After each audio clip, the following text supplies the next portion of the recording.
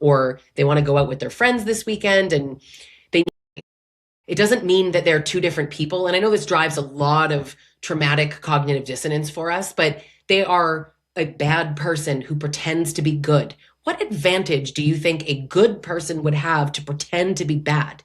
That's not what's happening. It is a bad person who is trying to appear like a good person. And sometimes just, abusive men are human beings as well. Right? They're friends this weekend and they need to kind of be a little sweet to you first, or they want sex, or they want something from you, or whatever. They want to have the picture, the appearance of being the nice guy.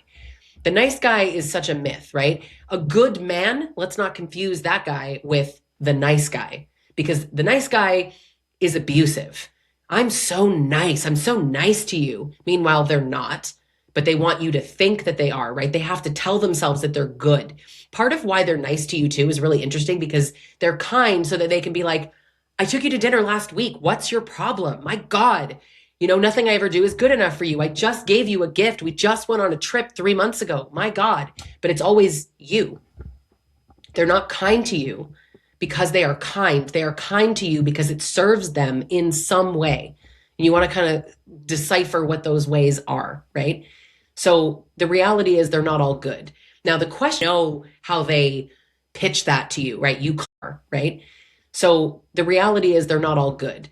Now the question is not like, was he ever good and then he changed? And I know he changed because of you. I know how they pitch that to you, right? You caused the kindness to go away because you're bitter, angry, mad, not the same person, a nag, unsupportive, don't give them enough sex, whatever. I understand that it's your fault, right? But what do the good moments actually do to you? Not so bad, right? It always circles back to not terrible. And I get it. Like I really, really, really get that. And I apologize and something happened, I did something and I feel bad about it and take actual accountability. But I think actually they use closeness to replace accountability more often than not. That's what's really going on. And instead it's a hug, a cuddle, sex, whatever to sort of, we become so desperate for things to be okay because the argument was so bad, so brutal. We just want peace. So we're willing to accept a fast, inauthentic apology or something that just isn't really that real. We're so quick to accept that when he's just manipulating you. You're not actually experiencing remorse. You're not experiencing a true apology. You feel better, but nothing is fixed. And I think that's the piece that you really want to recognize. Like, do you feel repaired or do you feel relieved? It's a very different feeling. They're not the same thing. Close, the more addictive or the faster as well, it can become addictive, but the cycle is the cycle. I don't care if it's 6 weeks, 6 days, or 6 months. If you are seeing a cycle, and it's not always so perfectly outlined, but kindness, cruelty, and you never know when it's coming. That's why it's intermittent reinforcement.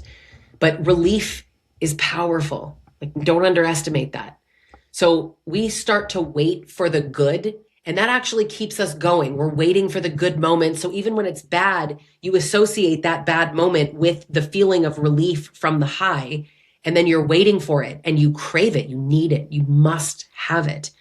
You can't leave when things are bad because you're going to get the good again. But when things are good, why would you leave? Things are amazing, even though your body is braced and you're waiting for the bad again. We know the cycle. But to survive something like this, so many things are happening on an unconscious level. So it makes it really difficult to leave, to say the least. It's so easy, right? Just leave.